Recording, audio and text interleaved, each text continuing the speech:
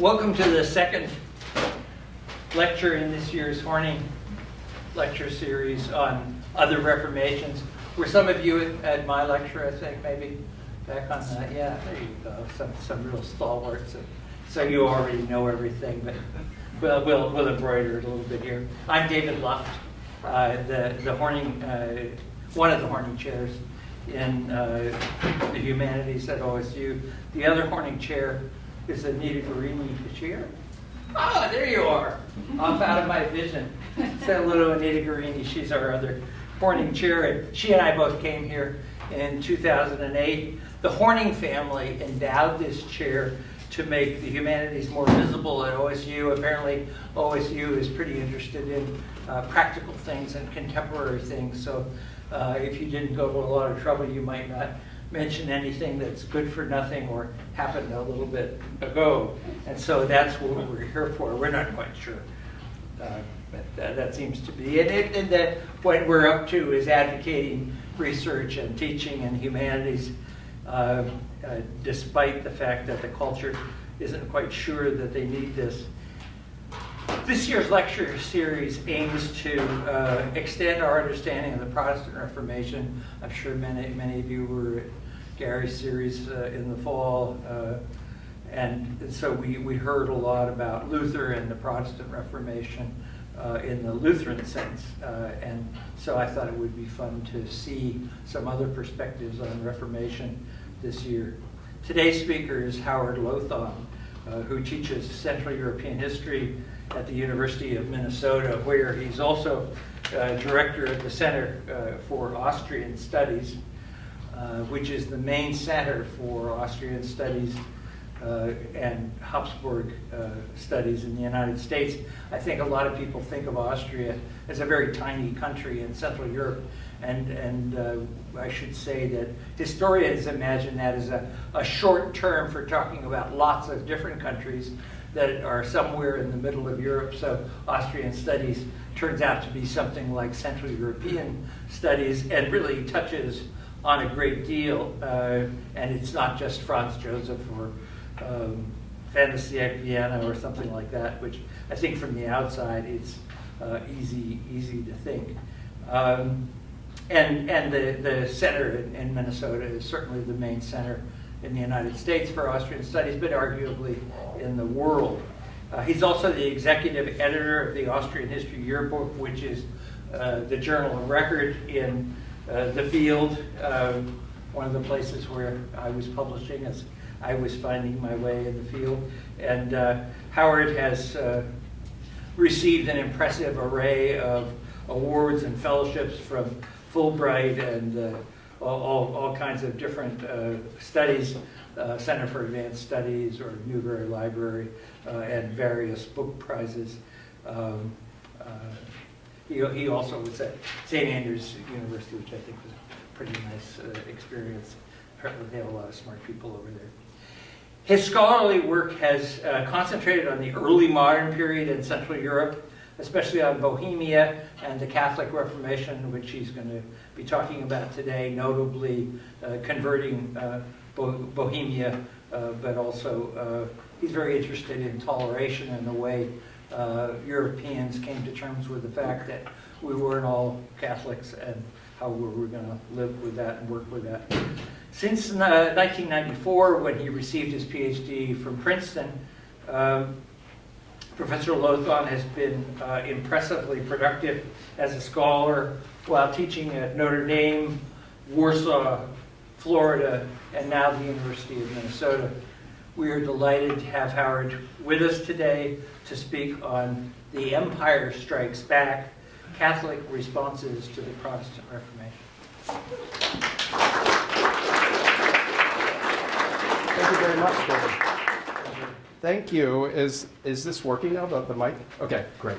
And we'll just, this looks a little bit sinister, doesn't it? With the, sorry for playing on my, jumping on the Star Wars theme right there as well. So anyway, I'm delighted to be here today and really honored by this invitation to speak in this series on the other Reformations.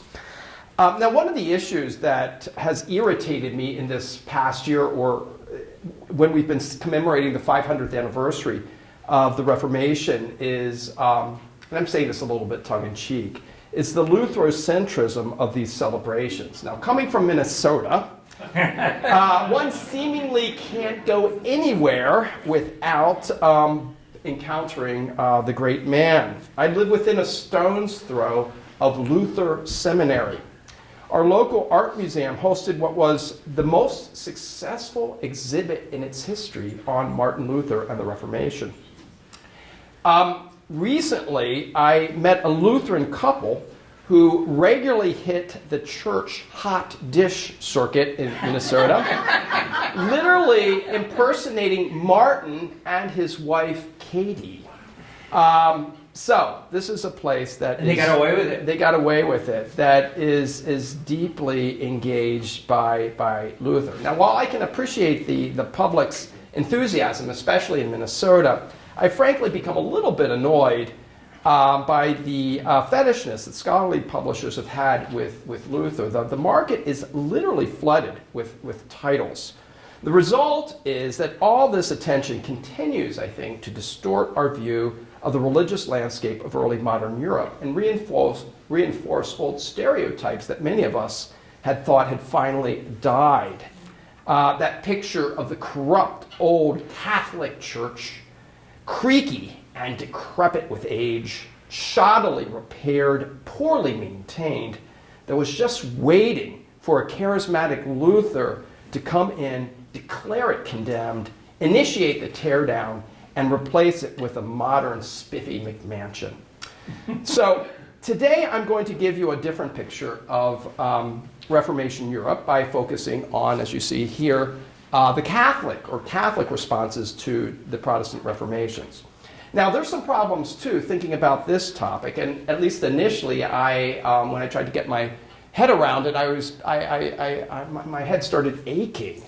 How do I possibly condense a presentation on this theme into 45 minutes, especially when we recognize, A, that the Catholic Reformation began earlier and lasted longer than its Protestant counterparts, B, it affected a far wider swath of the world than the Protestant varieties, and C, the Catholic Reformation varied significantly from region to region. So these are really significant challenges. How to proceed?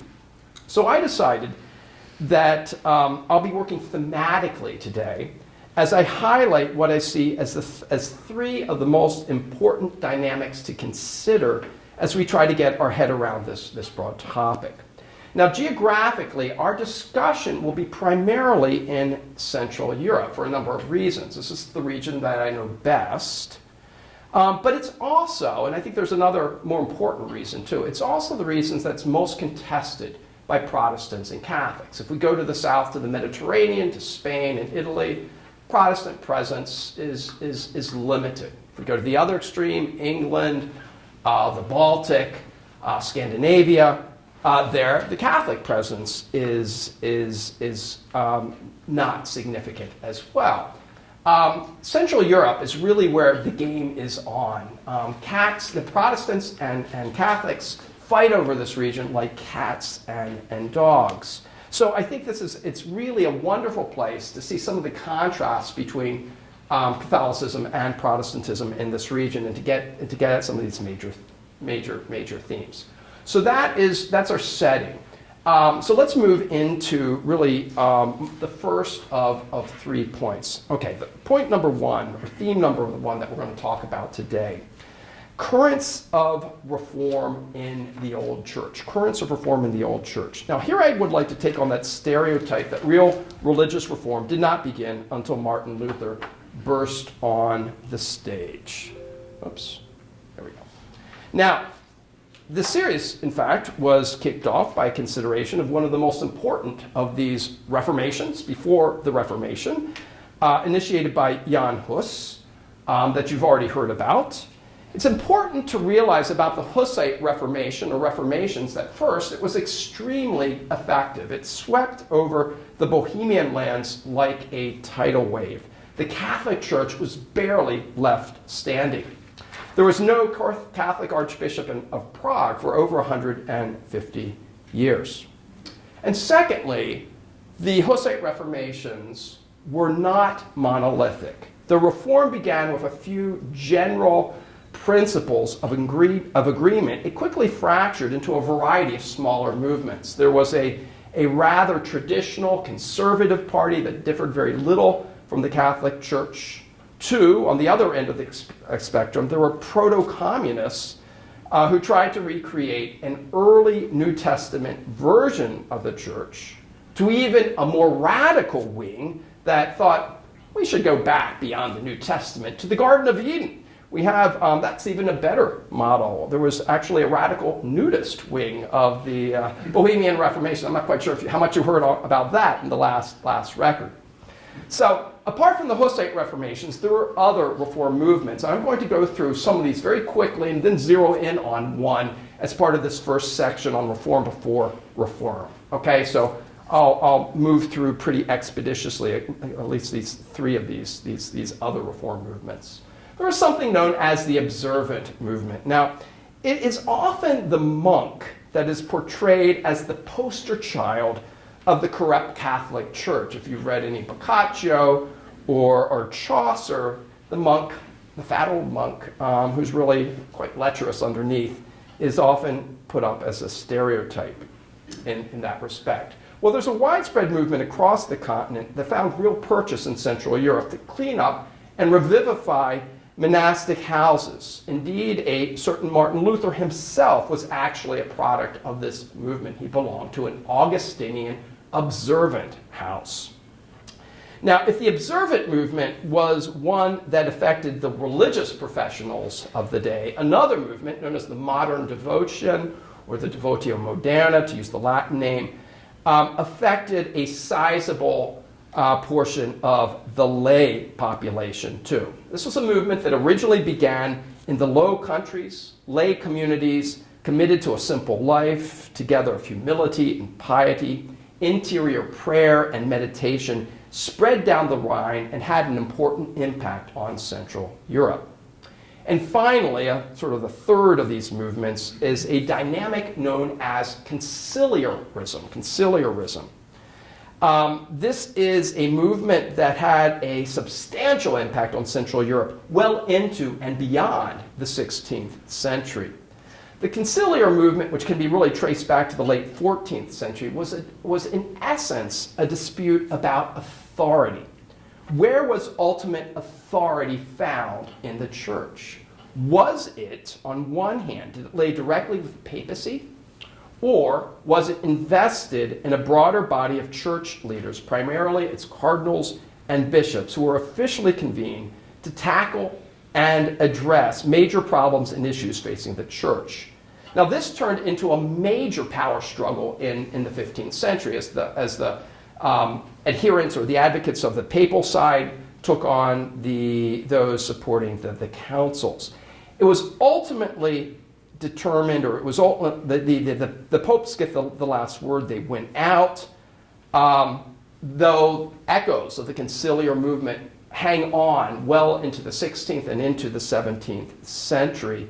And some of the last conciliar holdouts were in Central Europe. It had significant impact there. In fact, the last significant conciliar party was in Poland. So, though it is defeated, it does not, as I said, disappear. It reappears in other forms throughout this period. So, the observant movement, the devotio moderna, the conciliarism are all part of these waves of reform before reform. Now, I want to zero in, as I said, on one specific current of reform and talk a little bit more about this dynamic that was active both before and after Luther.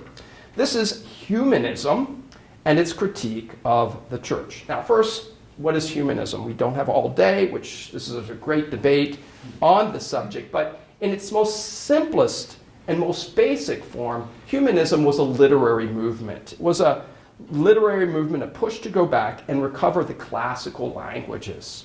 The Latin, the pure Ciceronian Latin, not its corrupt medieval variety. Greek, and to a lesser extent, Hebrew. But as scholars sought to go back and recover these original languages, many expanded this push back to recover, in the quest to recover the original spirit of Christianity as well. Many of the elites in the Catholic Church seized on humanism as a way to revitalize the institution. Figures such as, and here we get to see two of the most significant representatives of the humanist movement, the Englishman Thomas More, most famous for the utopia, the ideal world where religious freedom reigns, but perhaps the most famous exemplar of humanism north of the Alps was the Dutchman, the wandering Dutch scholar Desiderius Erasmus. Now, two major impulses of humanist reform coming from Erasmus, I think two points to note. First of all, the importance of the rediscovery of satire.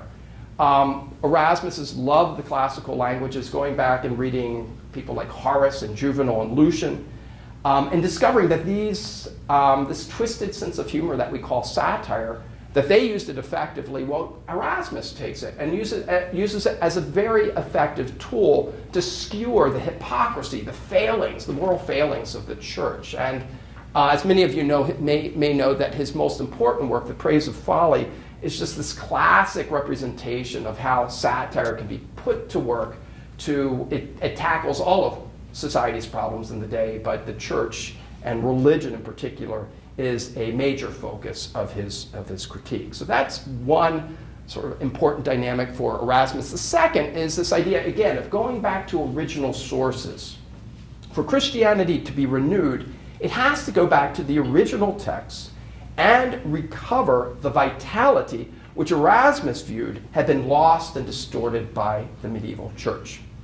Now, it's not coincidental that Erasmus gets a major following in Central Europe. The first vernacular translation of Praise of Folly is written in Latin. The first vernacular translation is in Czech, of all languages. If you go to Hungary, the court, the royal court of Buda, there was a major Erasmus fan club there, and the very first Magyar Hungarian publication was a religious publication that was very Erasmian in turn. So he had a big influence there. But for a closer look at Erasmus and his impact on Central Europe, I want to look here. We're going to move to Poland and look at the city of Krakow in circa 1500.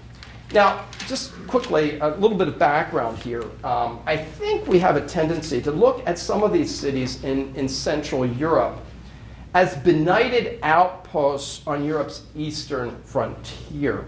And though Krakow was certainly not a Paris or a Venice, it was a relatively sophisticated and cosmopolitan city in its own right. It was home to the Royal Polish Court. It was the capital of Poland. It was home to the second oldest university in Central Europe, beating any German institution. It was home to a critical episcopal office, and finally, a thriving mercantile center as well. Communities of Flemish, French, Turkish, Muscovite, and even Persian traders were active there. And the city itself was really sort of dominated by ethnic Poles, Germans, and Italians. So, quite cosmopolitan, quite transnational in nature. Now, Polish elites loved Erasmus, and over his career, Erasmus dedicated many of his treatises to his Polish friends. Between 1518 and 1550, Krakow's industrious printers produced 40 editions of Erasmus's writings. Now, while Erasmus politely refused an invitation to visit Poland, they were hoping to recruit him and bring him in, this did not hinder Poles from visiting him in Basel and Freiburg, his primary residences late in his career. This is a practice that in some circles became almost a rite of passage for students. One enthusiastic Polish visitor, in fact, was so excited by what he found when he visited Erasmus that he bought Erasmus's entire library under the condition that it would stay with Erasmus until Erasmus died, and then it would be transported back to Poland, which it was, and then it was distributed, and unfortunately it's not together in one piece. We have nearly 100 letters that have survived between Erasmus and his Polish friends. So this was a significant relationship that Erasmus had with this region. Now, to give you a snapshot of Erasmus's influence, and how it could offer an alternative Catholic model of reform, I want to look at his relationship with his first correspondent in Poland, the king's royal secretary, an individual by the name of Justus Decius. Decius was, it's not a Polish name, he was an Alsatian immigrant, he was ethnically German, and he becomes Erasmus's ally and intermediary in court. He helped introduce Erasmus to a larger public in the royal capital, so Erasmus used him as sort of an entryway into Krakow. After the two had first met, Decius asked Erasmus to write a treatise on the Lord's Prayer. Erasmus complied, but instead of producing an abstract theological reflection or detailed scholarly commentary, types of works that he'd done in the past, he instead did something quite different and quite unexpected. He wrote a prayer book.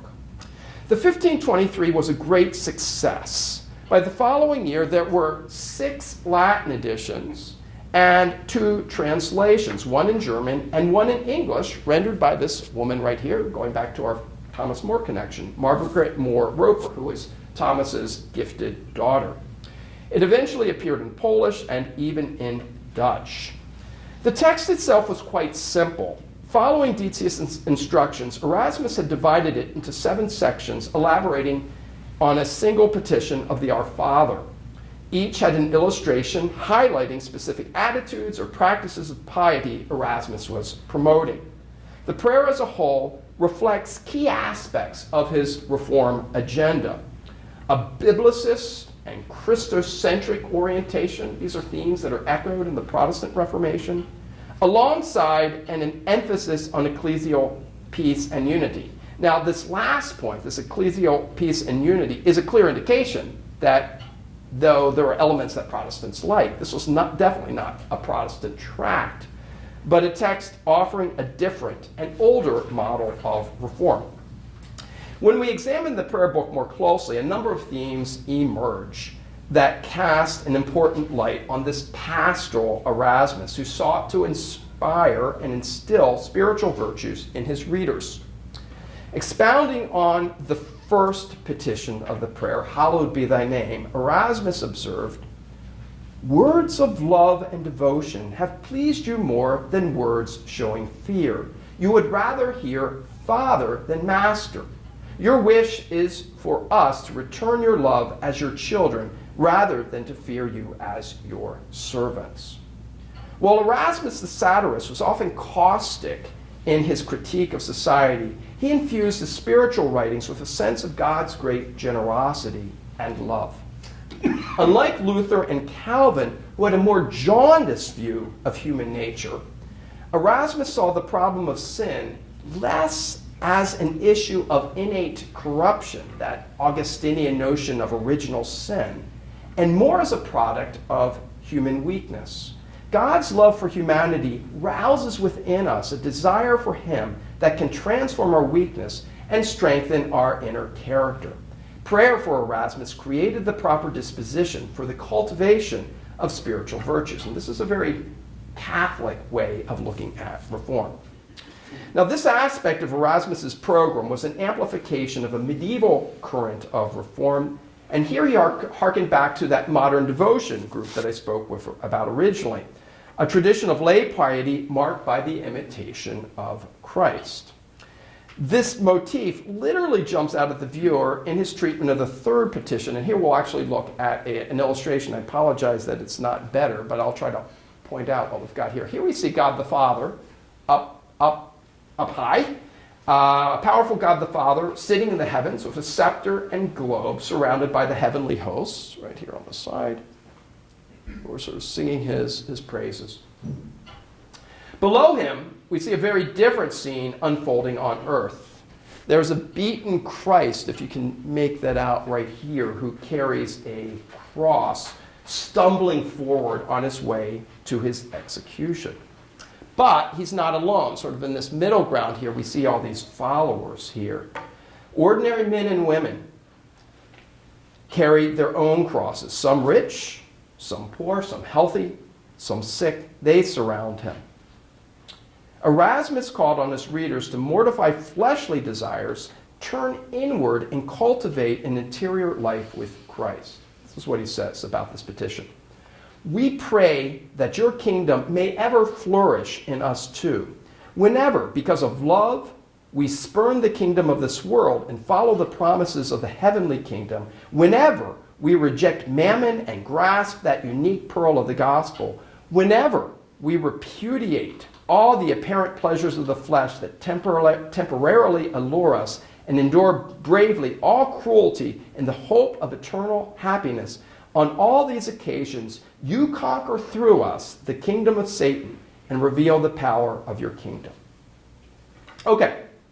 Now that we've covered this issue of reform before reform and laid to rest that old stereotype that the Catholic Church was sort of universally corrupt and just waiting for Luther to blow the house down, I want to move up chronologically and consider what happens when the new Protestant rival is squaring off with Catholicism. Let's look closely at a key theme that lies between the two churches. They're both Catholics and Protestants. Here's the question. Here's the key theme. How do you know which church is the right church? A very basic question. Though both Catholics and Protestants have different answers theologically about which they are constantly arguing, there is one standard that both sides can agree upon. And this is very important. The true church for both Protestants and Catholics is the original church of Christ and the apostles. Now, of course, that general statement begs the next question. Which church today is closest to the original church? The argument then becomes one of provenance. Prove that your church is closest to the original standard and you win. So this then is my second major point. My first one was reform before reform. This point is provenance as the linchpin of reform. This contest about origins really becomes one of the central debates of the Reformation era. There are huge historical arguments between Catholics and Protestants on this matter. Just a couple years ago, I edited a volume on this question. How did 16th and 17th centuries, with a couple colleagues down here, how did the 16th and 17th centuries Christians view the early church? Now, here are the general lines of arguments between between Protestants and Catholics. Protestants will claim that the original purity of the church was lost somewhere in the early Middle Ages. They vary on exactly where, but it's lost. And that they have obviously come around to restore the purity of the church, restore it to its pristine state. Catholics, on the other hand, will confront that. They will say that the church has always been the same, faithful to the call of Christ, and it's the Protestants who were the insidious agents of corruption and introducers of novelty. So this is the argument that goes back and forth. Now, let me get a little bit more concrete, because that's rather abstract. And this debate is one that really, to understand it, I think, correctly, you have to get into local context to see how people sort of argue this out between themselves. This was a very local struggle as individuals tried to prove that their church was the true and original church. Catholic bishops would commission historians to go out there and write histories of their local church. Here's one example here. This is a history of the church in the German city of Fulda. Here the author highlights the activities of this guy right here. This is a saint that maybe some of you have heard of, Saint Boniface, who's 7th century saint, who's also often been referred to as the apostle of the Germans. And his remains resided in Fulda. So this is something that the church really wants to celebrate, that we've got this famous saint, and this is, again, evidence that our church is the true church. And I think that this frontispiece in particular is interesting because we have Boniface on one hand, and then a local Frankish prince, Carloman, who was present when Boniface came and Christianized the area, they're bestowing their blessing on a sort of on a Teutonic, almost a Teutonic Adam and Eve. And I think that it's quite easy to see that this is a statement about origins right here, and that this sort of argument I'm saying that these guys are an equivalent to Adam and Eve is very, very important because this is an argument that they're making about origins right here.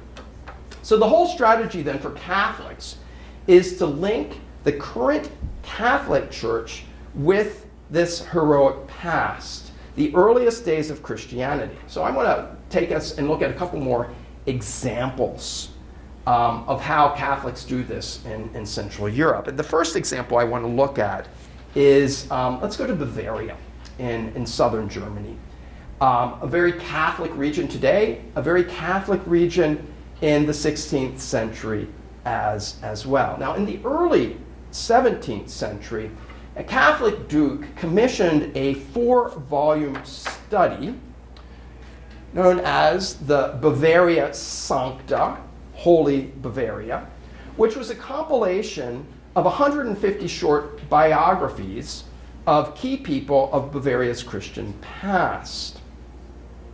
In fact, he makes the argument right from the start that here's something that you might know, a little bit of trivia from the Bible here, at least according to the author here, that the Bavarians are actually referred to in the New Testament. So talk about origins. You can't do any better than that. There's an obscure reference from Paul's letter to the Galatians that the argument he develops is that this is really a reference to the Bavarians.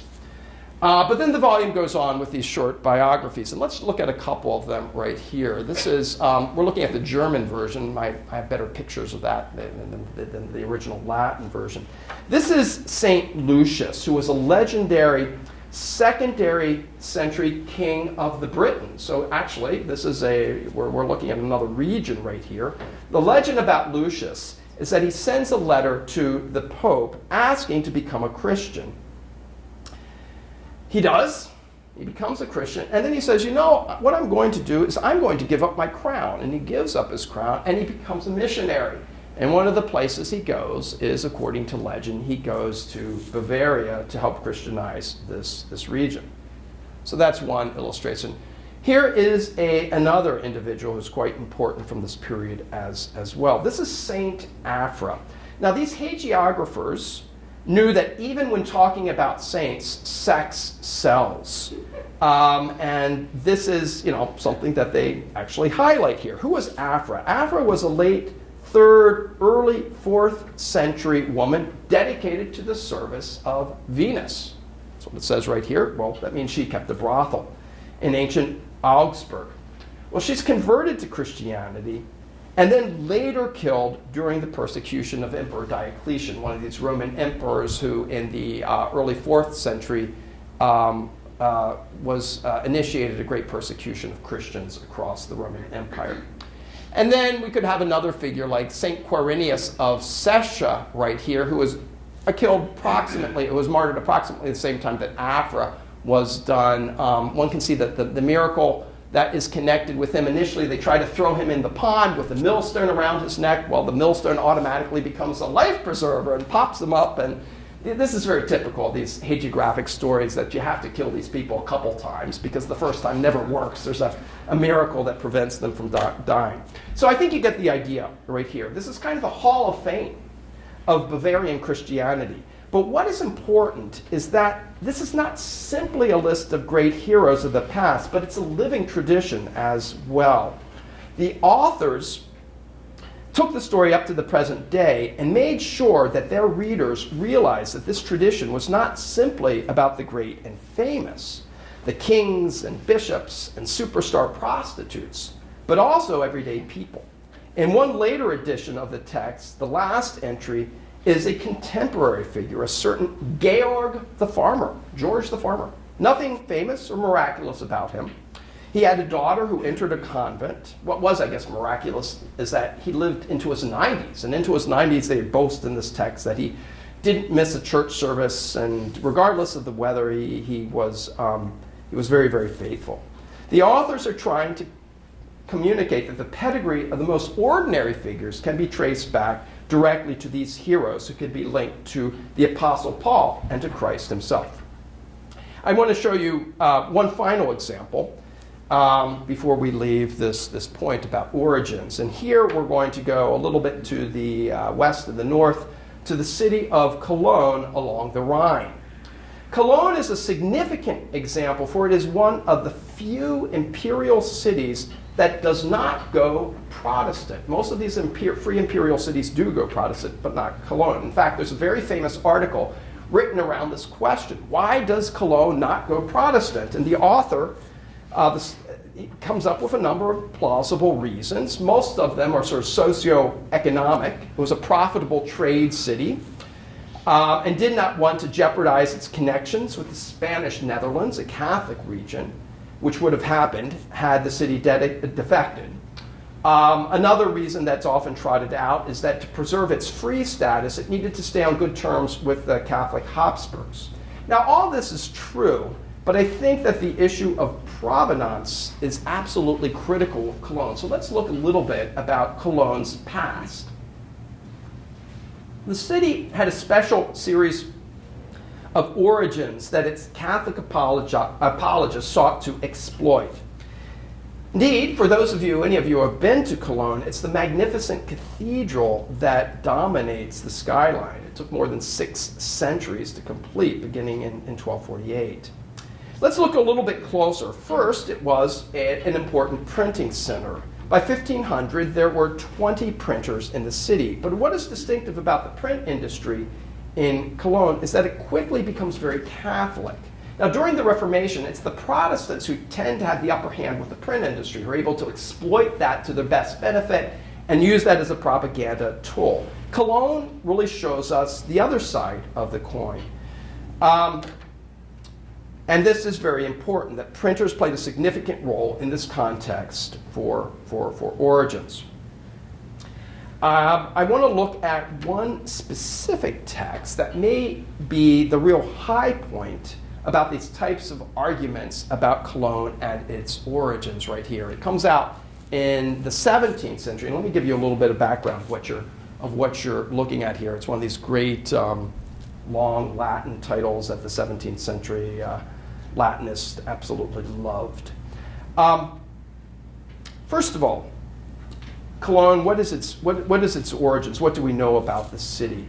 The settlement had its origins with a Germanic tribe in the 1st century BCE. It became an important city a century later with Agrippina the Younger, one of its natives, who just happened to be the wife of Emperor Claudius. And she asked Claudius as a sort of as a present, as a favor, can you make Cologne, give it a special status? Let's make it a Roman colony. And Claudius does. Hence the name Cologne refers back to its colonial roots, Roman colonial roots.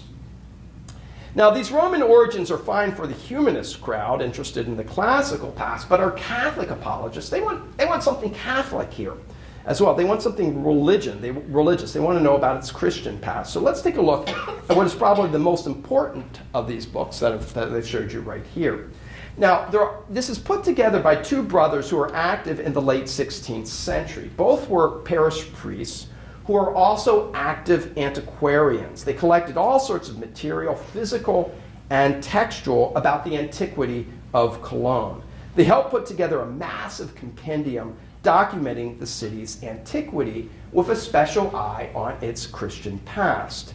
Now, if we look at this piece right here, I want to focus on 2 figures right here. This is St. Peter. We can tell he's wearing the papal tiara, the triple, right here. And this is St. Maternus. I'll talk a little bit about both.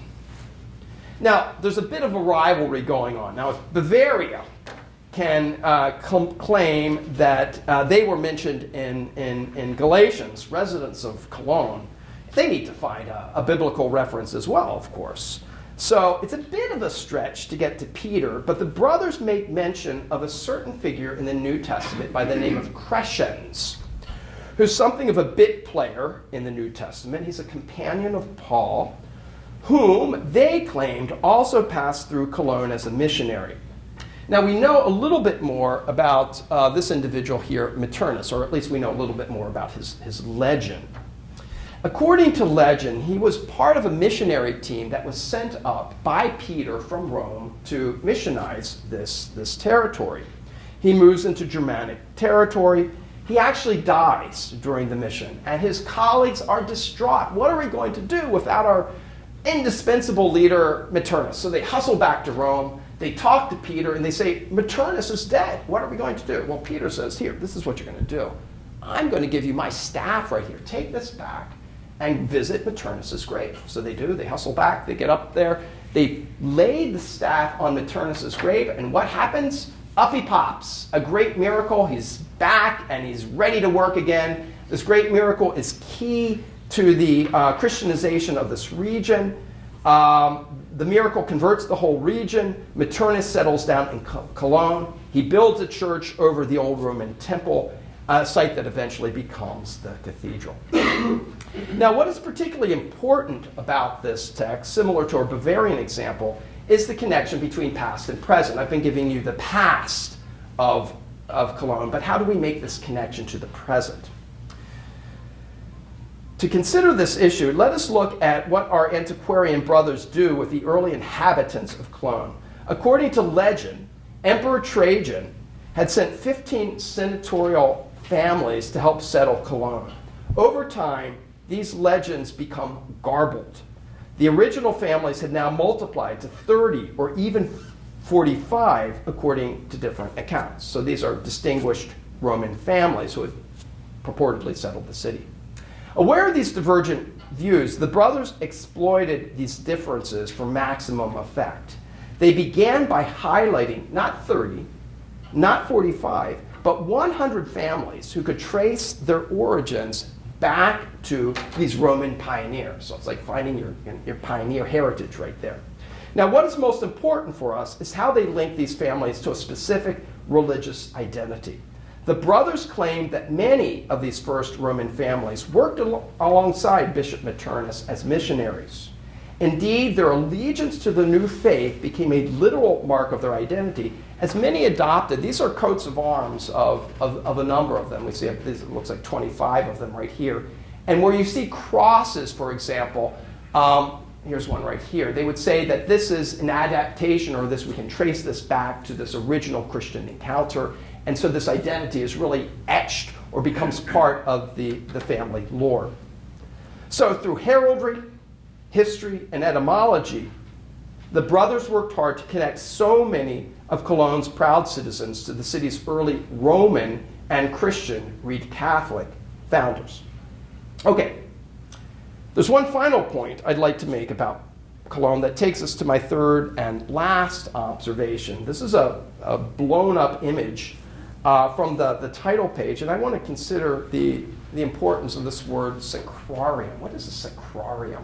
A sacrarium is a collection of relics, the physical remains of Cologne's holy past, and a way for ordinary believers to come in actual contact, often quite literally by handling and touching them, with this heroic past. Now, we don't have time to go into significant detail, but Cologne was one of the great repositories of relics in all of Western Europe. By some counts, it was in the top three: Rome, Prague, and Cologne.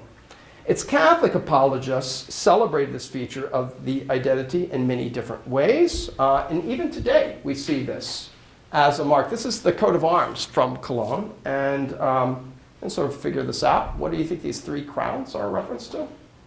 Trinity. Not the Trinity. Three kings. The three kings, yeah. The relics of the three kings are translated to Cologne in the 12th century. This is a little bit more tricky. There are 11 tongues of fire or something. Something that's with 11, does anybody know? Another trivia time here, a little bit of Jeopardy. What is St. Ursula and the 11,000 virgins, okay? This is the legend. You hired it. Yeah, this is the legend that this woman coming down the Rhine with her 11,000 virgins. They're wiped out by the Huns. Their relics end up in Cologne. This is one of the reasons that Cologne has so many relics. When you have 11,000 virgins that are killed, that's a lot of bones out there that you can use. So what's the significance of the relics? As I said, it goes to the heart of this issue of provenance. We have physical proof that our church is the real church, wandering around with remains of one of the three kings. But I also think it points to a third dynamic that was central to the Catholic Reformation. A revitalization of material culture. Now, historians today are looking more and more, for very good reason, at records beyond the written word. In our context, as we consider the strength and appeal of Catholicism after the Protestant Reformations, I think this appeal, this revitalization this revitalization of material culture as an agent of reform is very important. Now let's look at a fundamental contrast through church design and decoration. What we have here is a bare Calvinist church with whitewashed walls versus the ornate richness of this Catholic house of worship in Munich. Now, I think this is this is a stereotype, but I do think that there is something of real substance here when we talk about a more detached, cerebral form of Protestant forms of worship versus a Catholicism that appealed to the five senses. Something to hear, to see, to touch, to smell, and even taste. So I think the Catholics were really onto something, and the very human appeal of the tangible, the relics, which are a very good example, is very much part of this world. So this tangible culture, the material world of the sacred, had a very strong appeal even to Protestants whose leaders were concerned about issues of idolatry. I can give all sorts of examples from Central Europe. We have stories of Luther relics that survived miraculously. This is something, this is called the incombustible Luther. An engraving that, or a woodcut that survived when a pastor's study burned down and then was reproduced across the board because it was perceived as having talismanic qualities. One of my favorite stories comes from the heart of Lutheran country, the city of Magdeburg in the 17th century. Magdeburg had been home to an important shrine to Saint Norbert, who was a 12th century saint. It had his tomb and his physical remains. Now the area goes Protestant. This is in Saxony, so this is the heart of Lutheran territory. Neighboring Bohemia, which is having a Catholic revival, wants his bones. So you think we've got the basis of a good trade here, right? They send up a delegation to Lutheran Saxony, and one would think that these Lutherans would be saying, yeah, you guys can have these dusty old bones, we don't want them, why would we keep them? It doesn't happen. There's actually a Lutheran mob that forms that blocks the delegation from approaching the church, and it's only through the armed intervention of the military that the Bohemians get their bones and get to take Norbert back, because these Protestant Lutherans, they want to keep our Norbert. They consider that's how they refer to them.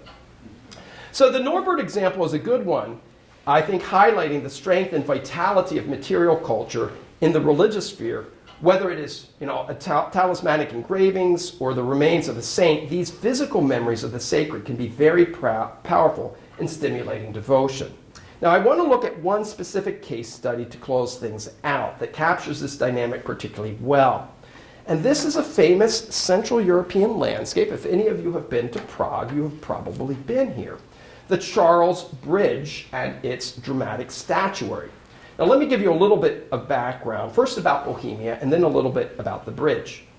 Bohemia was one of the very few places on the European continent where Protestantism had made significant inroads but was then rolled back by a Catholic revival. In the early 17th century, it was estimated that close to 90% of the population was not Catholic. A century later, the situation was reversed. Catholicism had triumphed completely. So this makes Bohemia really an especially good laboratory for examining the Catholic Reformation. How did it succeed? Well, that's a complicated question. As David alluded, I've actually written a book on this. But I want to look at the specific story of the Charles Bridge to give you a little bit of an insight and to talk about this material culture.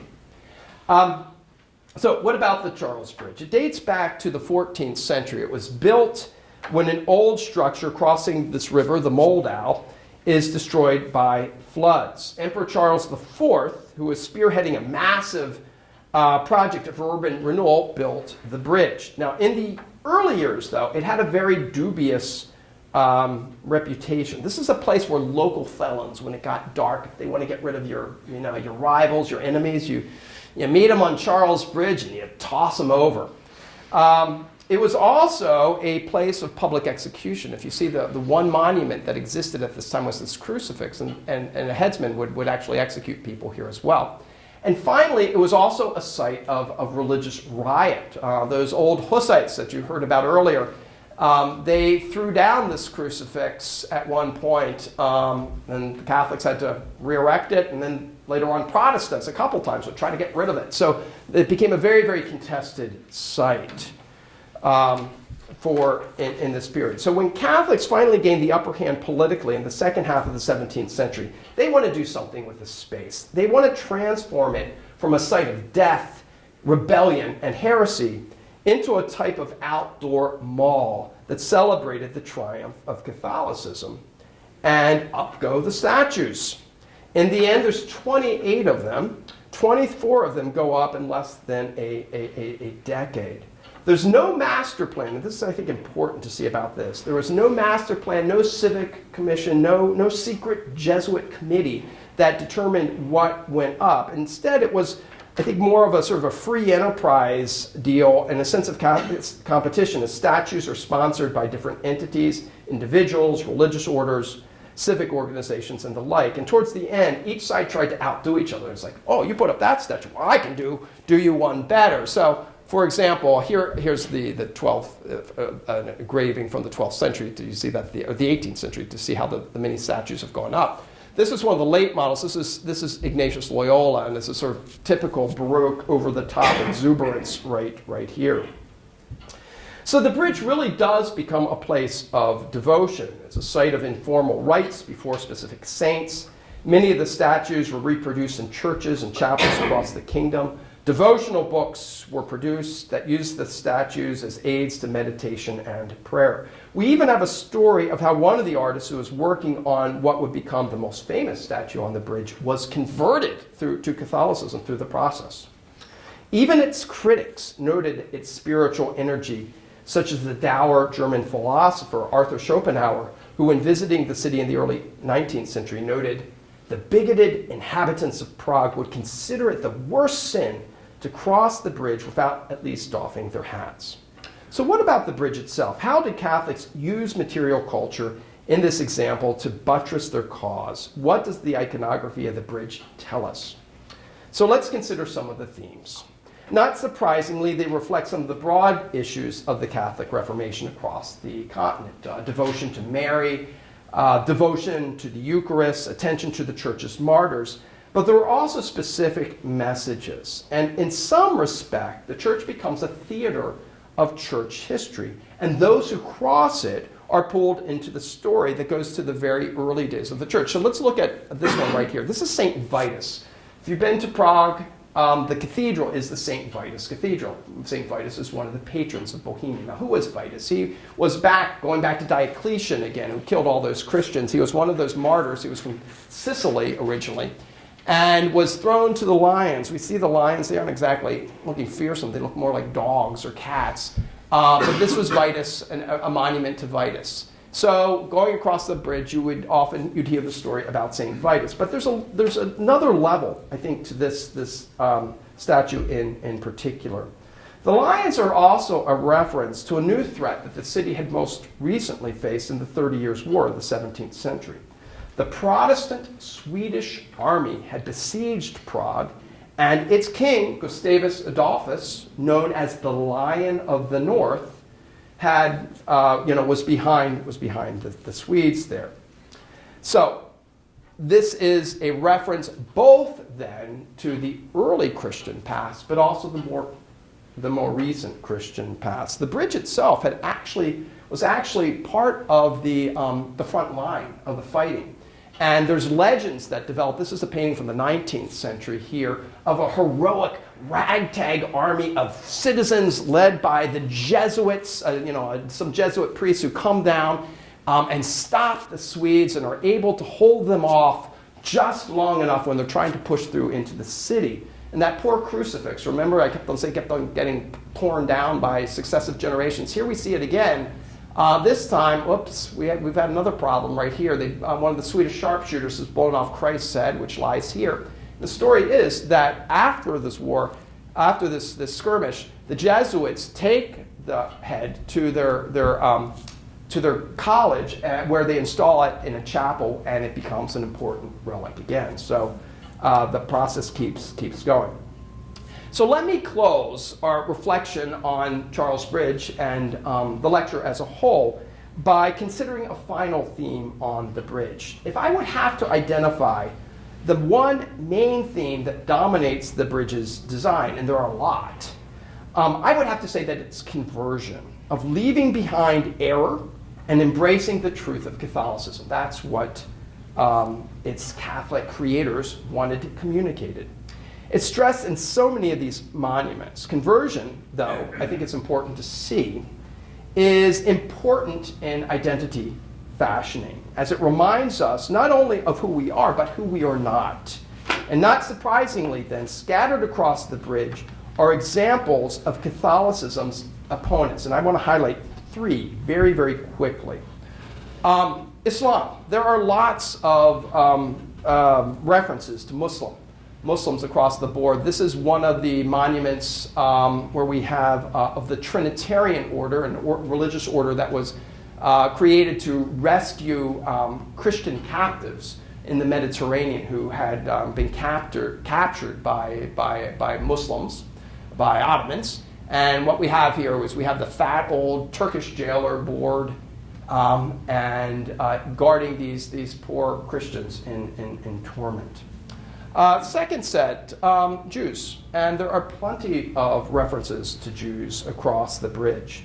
The bridge is full of missionaries who reportedly had great success converting the Jews, including Vincent of Ferrer, a 14th century saint.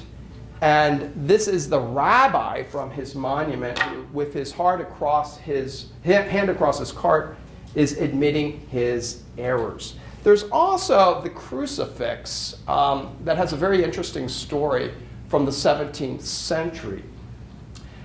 There was a substantial Jewish community in Prague, and in the late 17th century, a Jew crossed the bridge and supposedly committed some type of blasphemy, maybe bowing backwards to the crucifix. And he was taken into court, and the whole Jewish community was fined. And what they had to do is they had to put up in Hebrew a reference that says "Holy, Holy, Holy" around the crucifix. But right down here, you see three monuments, one in Latin, one in Czech, and one in German, describing this whole incident of where the Jew had blasphemed the crucifix. And finally, the Protestants. And this is actually, I think, one of the most interesting, and we're going to end up where we started with Martin Luther. Because if you go along the bridge, if any of you have been there is no explicit monument to either Luther or Calvin. But when I was doing my research, I kept on coming across references in the 18th century to this statue of Martin Luther molesting a nun, right? Doing a Harvey Weinstein or something on a nun. What's going on here? There's nothing on the statue. I looked several times.